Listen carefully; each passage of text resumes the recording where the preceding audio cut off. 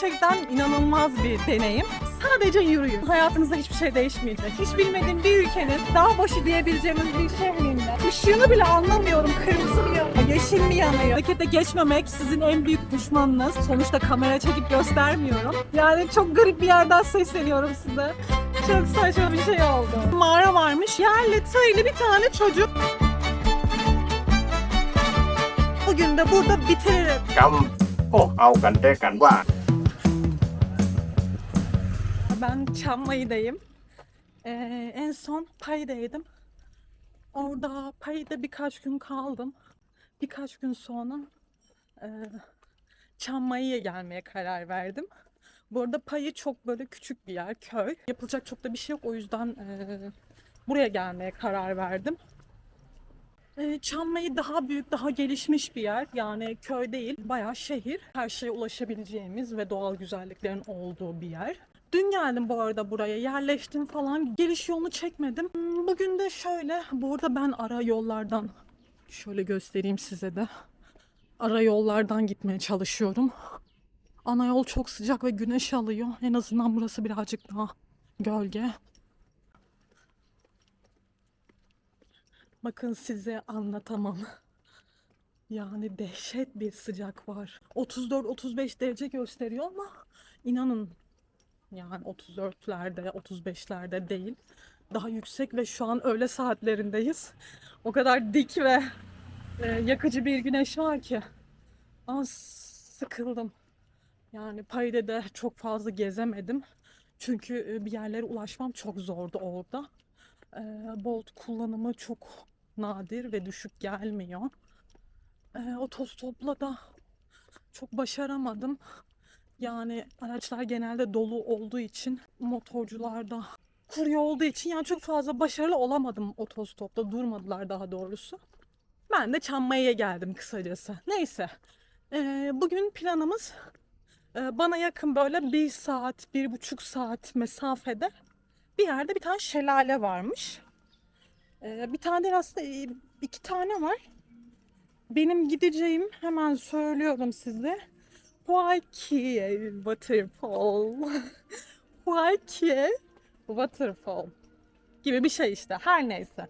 Yazarım. Oraya gideceğim. Yani yürümek için çok ideal bir yol değil. Asla değil. Birazdan ana yola çıkacağım. Yol düzleştiğinde otostop çekmeye çalışacağım yine. Payı'da çok güzel otostop çekmiştim ve otostop arkadaşımla tekrar otostop çekmiştim falan. Güzel anılar biriktirdim orada. Şimdi burada da ana yola çıktıktan sonra otostop çekmeyi deneyeceğim. Yoksa başımızın çaresine bakacağız bir şekilde. Normalde sağdan gitsem ana yol ama ben sağdan gitmeyeceğim. Yani bu sıcağa katlanamam gerçekten. Şöyle soldan dönüp dönmesem mi? Düşünüyorum. Tamam. Tüm kararsızlığımla ana yola çıkmaya karar verdim. Çünkü çok uzatacağım. Yani geriden gidip dönseydim. Şöyle size Çamlı yollarını da göstereyim. Şurası haritada gözüken kale. Ama yarısından çoğu şey yok. Yıkılmış. Yollar böyle arkadaşlar. Yani tüm videolar boyunca sürekli Sri Lanka ile karşılaştırdım burayı. Çünkü oradan geliyorum ve sonuçta orası da bir Asya ülkesi. Yani şartlar bakımından, insanlar bakımından kıyaslamak demeyeyim de karşılaştıracağım. Her ikisini karşılaştıracağım. İnsanlar, işte yol, para birimleri vesaire vesaire. Böyle. Kırmızı arabayı gördünüz mü? Aslında burada ulaşım ucuz, uygun. Ama şurada duran var bir tane, onu göstereyim. Şu kırmızı arabayı gördünüz mü? Aracı.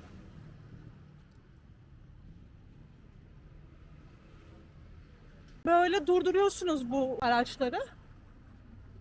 Yani gideceğiniz yere kadar hepsi farklı yerlere gidiyor bu arada. Onu sormanız lazım. Üzerinde de yazıyor bir şeyler ama ben kullanmadım henüz.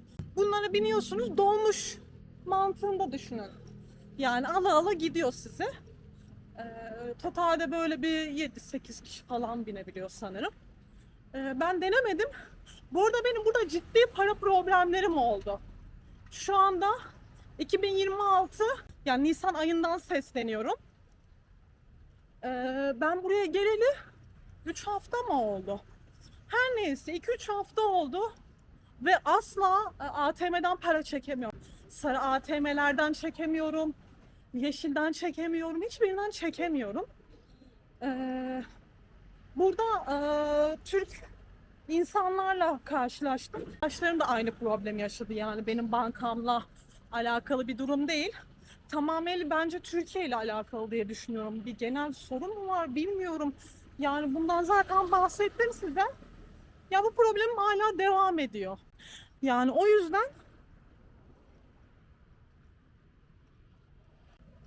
yüzden çok az bir nakitim var. Bu nakitle olabildiğince idareli kullanmaya çalışıyorum. Kart olan yerlere gidiyorum. Kart kullanabileceğim yerlere gidiyorum. Falan filan. 7-Eleven'da yani şöyle bir problem var. Kartla alışveriş yapabilmem için 200 baht. En az 200 baht harcamam lazım.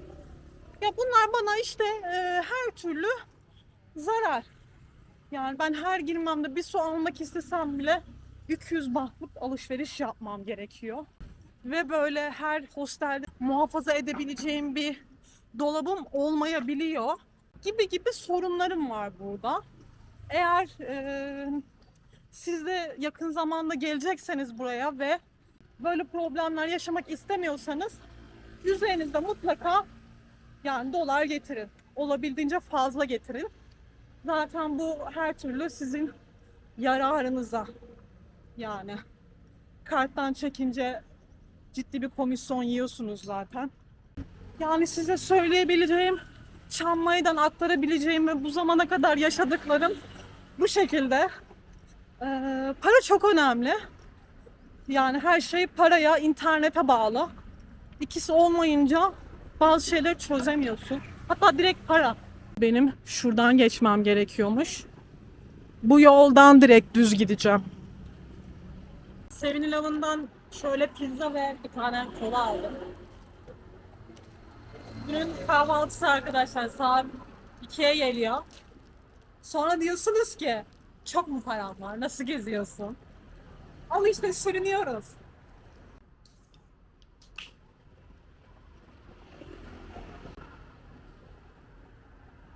Burada bir şey söyleyeceğim.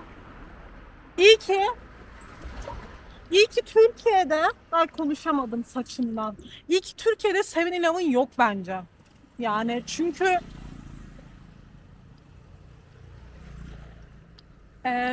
niye diyeceksiniz? Yani inanılmaz sağlıksız yiyecekler satılıyor. Her şey paketli ve plastik ambalajlarda işte mikrodalgada ısıtılıyor ve bu şekilde besleniyorsunuz. Yani böyle toz ürünler var. İşte suyla vesaire böyle karıştırarak içiyorsunuz. Ve o kadar güzel ambalajları var ki böyle renkli renkli ya tam böyle satış odaklı. Bunu şu an ben de yapıyorum. Ben de aldım, ben de kullandım. Ama düşünsenize ülkenizde olduğunda ve sürekli böyle beslendiğinizde gerçekten bazı hastalıklar kaçınılmaz olurdu diye düşünüyorum. Bu yüzden bence iyi ki yok. Belki benimle aynı fikirde olmayacaksınız ama ben olsun istemezdim. Yani kozmetik deseniz böyle küçük küçük ürünler var. Her şeyin böyle küçük ürünleri var. Küçük ambalajlı paketlenmiş halleri var. Bu yönden güzel ama pahalılar bence. Yani genel olarak. Ha, şu olabilirdi. Türkiye'de olmayan ürünler var.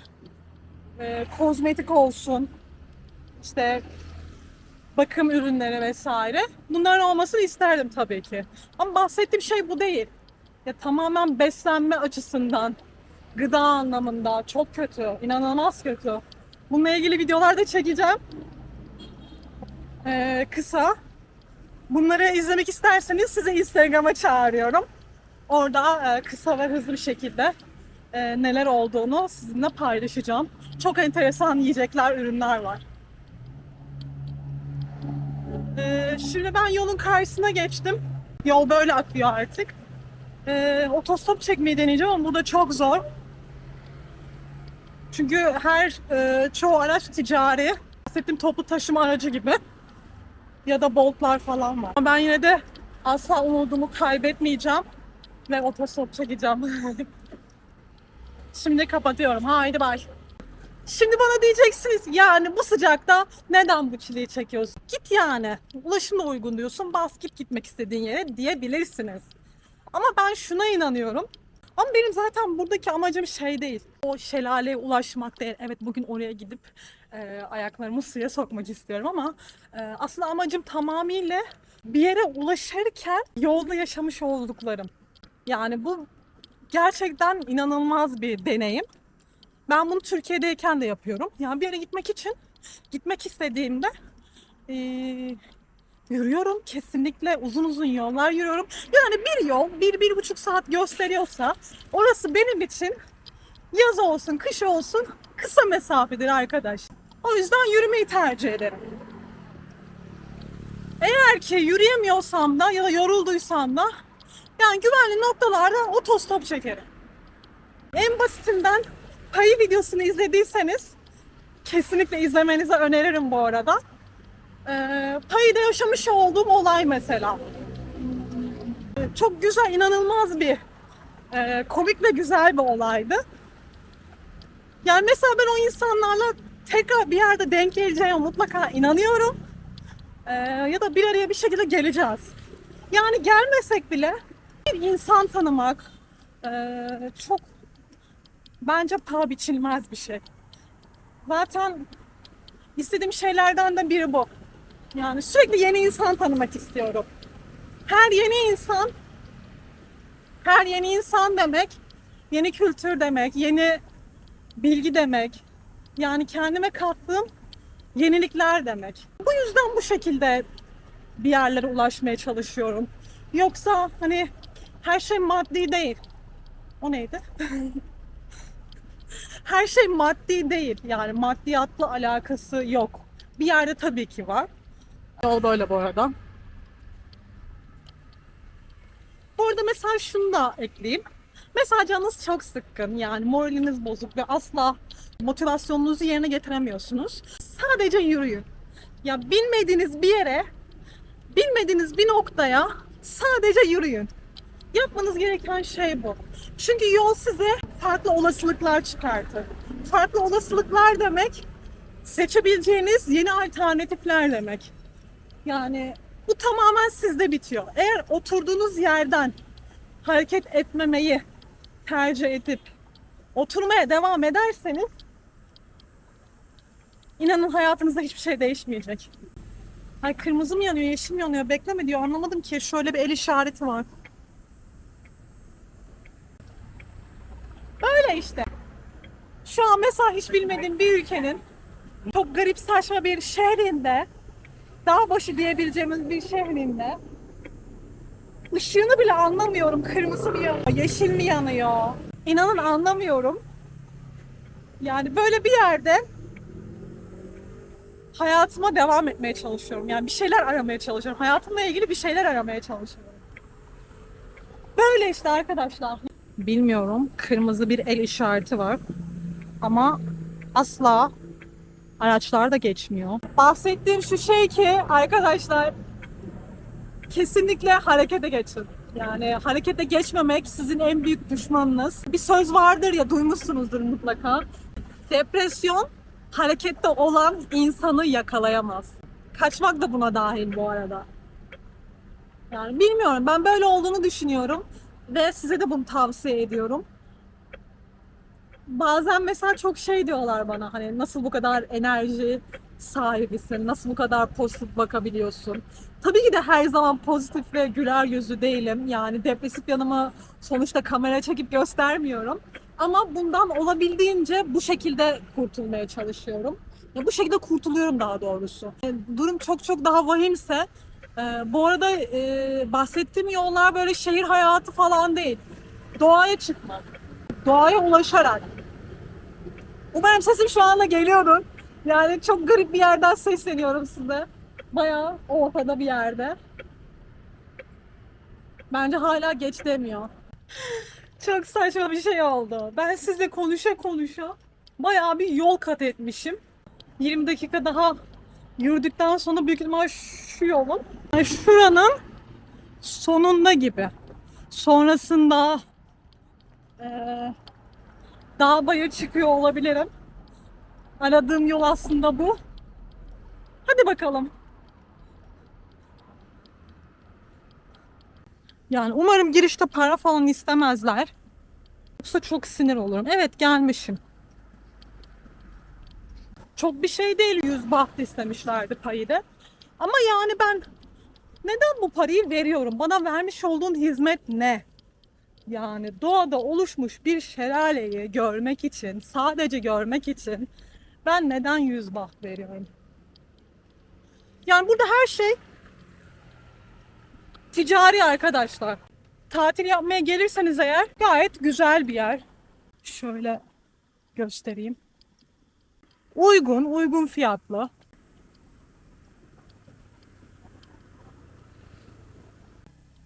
İşte ne bileyim, balayına gelmek istersiniz, tatile gelmek istersiniz. O işi ayağım oldu. Yani yıllık izninizde şöyle bir gezmeye gelirsiniz falan. Yani ideal, güzel. Yani ne aradığınıza bağlı. Doğa arıyorsanız birazcık daha kuzeye ya da güneye inmeniz lazım. Kuzeye çıkmanız lazım. Daha deniz, kum, güneş, parti istiyorsanız orta kesimlerde ya da güneye inmeniz lazım. Yani fiyat performans olarak para birimimizle birebir değil. Bah birazcık daha yüksek. Ama her şey ulaşım uygun fiyatlı, pahalı değil. Gelinebilir ama bir gezgin için bu sinir bozucu olabiliyor, pahalı gelebiliyor. Ve her şeyden para istemeleri, kazıklamaya çalışmaları. Yani birazcık açık gözlü olmanız lazım. Yani en ufak bir şey alırken bile pazarlık yapıyorum ya. Biliyorum yani, ederi o değil. Şurada bir hayvanat bahçesi var. Tabii ki de girmeyi planlamıyorum. Hatta hayatımda hiç hayvanat bahçesine girmedim. Benim işim doğayla arkadaşlar.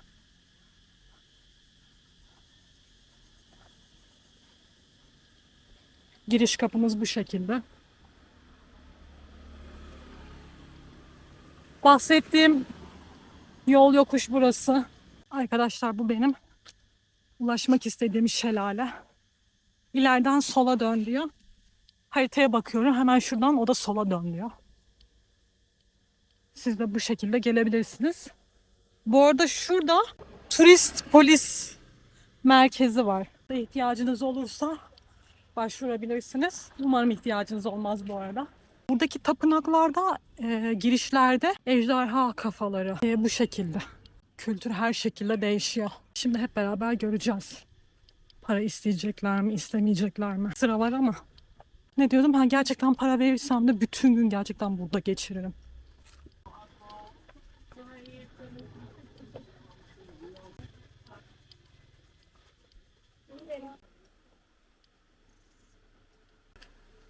İşte bahsettiğim şey bu, yani nakit.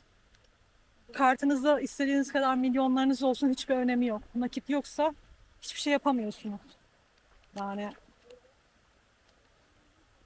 turiste 100 baht, yerliye 50 baht, yarı yarıya. Yani en azından Sri Lanka'daki gibi şey değil. Bayağı böyle ciddi farklar yok. Yarı yarıya. Payide de 100 bahtı. Kaçta kapanıyor bilmiyorum. Neyse, ben birazcık susayım. Şöyle etrafı göstereyim size.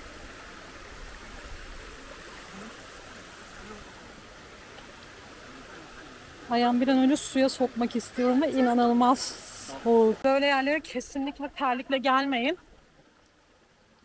Büyük sakatlık. Ben bilekten bağlamalı yürüme sandaleti bu arada. Normal sandalet değil. Öyle bir sandalet tercih ettim. Hatta Türkiye'de olduğum zaman kanyon yürüyüşü yaparken giydiğim bir tane spor ayakkabım vardı. Su aldığında çabuk kuruyabilen, bilekten sizi kavrayan. Gerçekten ayakkabı çok önemli. Hele de tek geziyorsanız hiç riske atmaya gerek yok. Küçük noktalar var böyle yüzebileceğiniz ama temiz değil. Şelale şurada. Şelaleden çok da bir şey beklemiyorum. Genelde böyle abartılan yerler ya da sosyal medyada gördüğümüz yerler küçük ve çok da beklentiyi karşılamayacak şekilde çıkıyor. Ve sanırım burası da onlardan biri. İnsanlar serinliyor. Güçanmayı da deniz yok biliyorsunuz ki Anakara'nın tam da zirvesinin en kuzey noktasında. Yani dediğim gibi çok da wow bir şelale değil. Hatta bizim Gebze'deki şelalenin ismi neydi? Orası daha güzeldi. İşte Tayland ya, Chiang Mai ya. Abartı.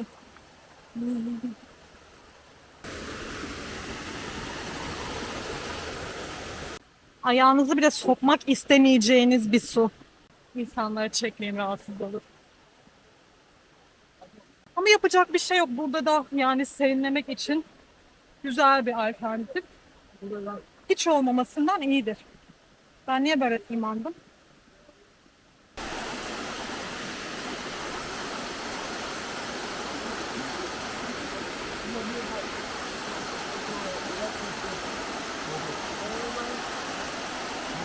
Yani bu kadarcık böyle şuradan geldim. Şu alanda insanlar yüzüyor. Yüzmek demeyelim de işte suyun içine giriyor.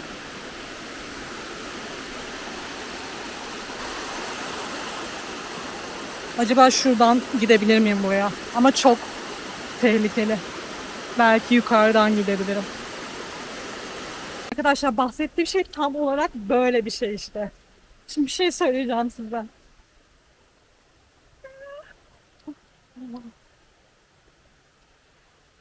Oh good. Your name? Your name? Of. Of.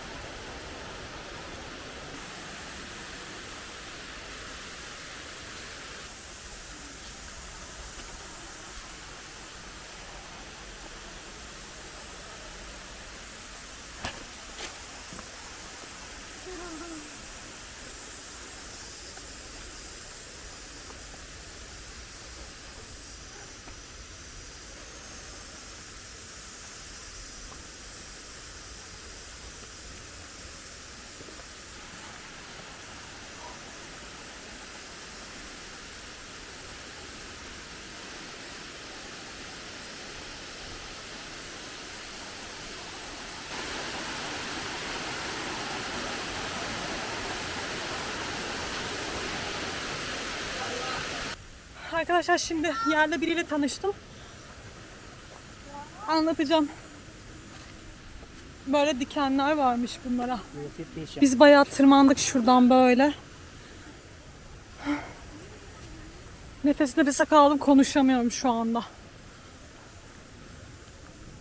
Bu dikenler bayağı yarıyormuş. Eline bakayım. İşte daha önce onun koluna çizmiş. Bunlar yapmış. Bununla ilgili hiçbir tedbirim yok ama dikkat edeceğim. Anlatacağım, ben kapatıyorum, konuşamıyorum.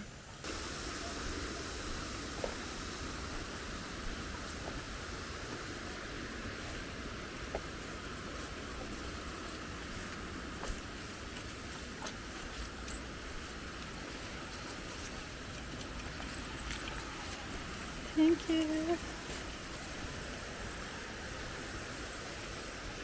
Biz şimdi yüzmek için böyle 5-6 dakikalık bir yerden tırmandık ve çok daha güzel bir yere geldik.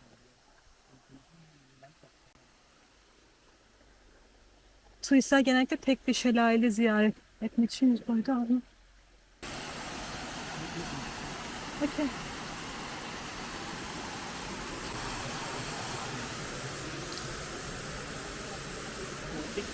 Şöyle örtümüz de olsun. Yani biz serinlemek için güzel. Şöyle devam ediyor. Yukarısı da devam ediyor. Buraları anlatacağım. Şu an çok gürültü var.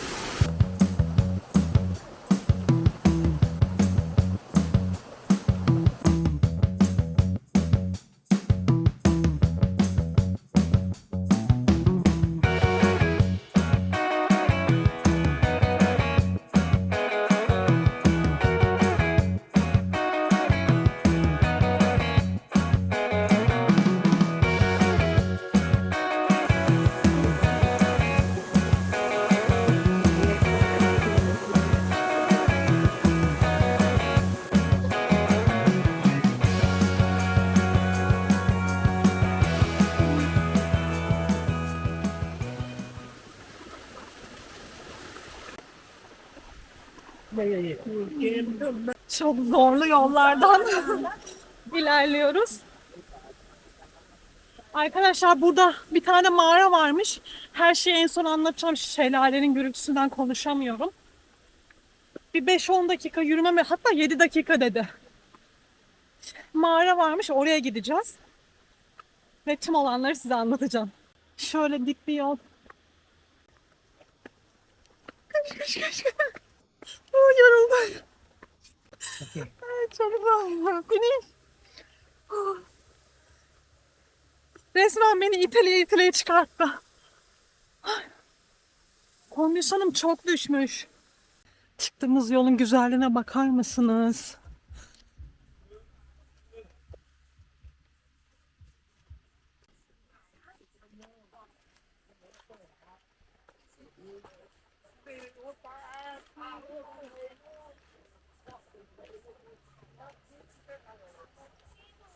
Go. Okay. Gülşah. Gülşah. Gülşah. Ya. Ben ne anlatayım ki size? Yolun güzelliğine bakın. Ben buraya Çamlıha'dan yürüyerek geldim diyorum da nasıl şaşırıyor bana. Sanırım mağaraya geldik. Hemen etrafı gösteriyorum size. Öyle arkadaşlar.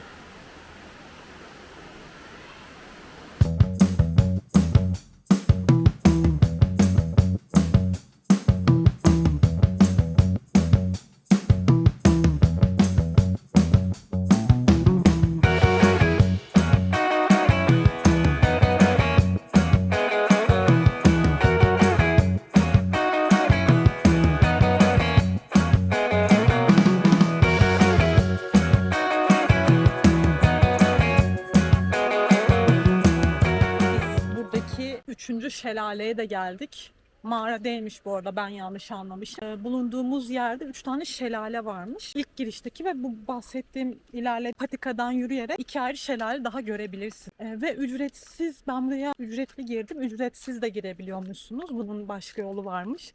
Bunu öğrenip size anlatacağım. Şimdi dönüş yolundayız. Beni belli bir yere kadar bırakacak. Oradan sonra yola devam edeceğim ben. Günü burada bitiriyorum. Olanları birazdan anlatacağım size. Biz gidiyoruz arkadaşlar. Tüm yol böyle. Yeni arkadaşım gidiyor. Bu neymiş? Böyle bir yer var. Arabadan indim ve böyle bir yere denk geldim. İçeri bir girip bakacağım hemen.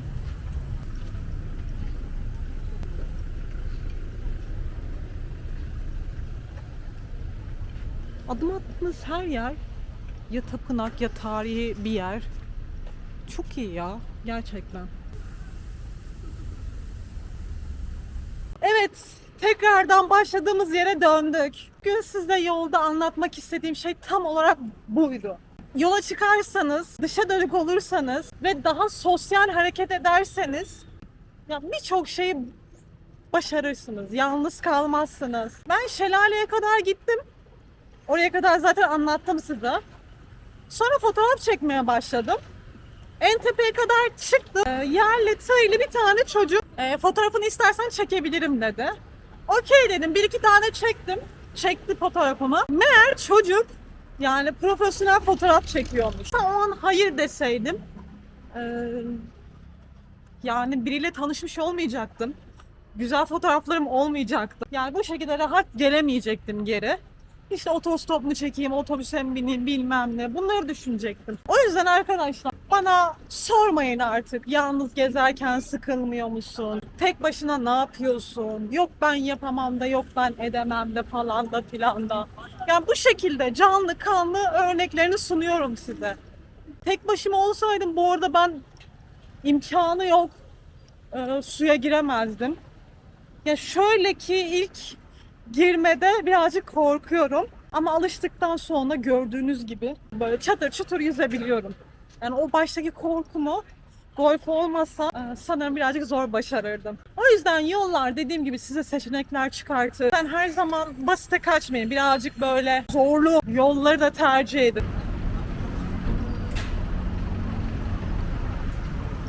İşte bu yüzden böyle bir seyahat. Eğer bir ülkeyi gerçekten tanımak istiyorsanız toplu taşıma kullanın, yürüyün, otostop çekin. Sadece bir yere ulaşmak olmasın. Yani oraya ulaşırken ki yaşadığınız şeyler de size o ülke hakkında birçok bilgi verebilir. Ben artık bu vlogu burada sonlandırıyorum. Hostelime gideceğim. Bugün de burada bitiririm. Gayet güzel ve eğlenceliydi benim için. O yüzden bir sonraki videoda bunu yapmam lazım artık çünkü beğenmiyorsunuz.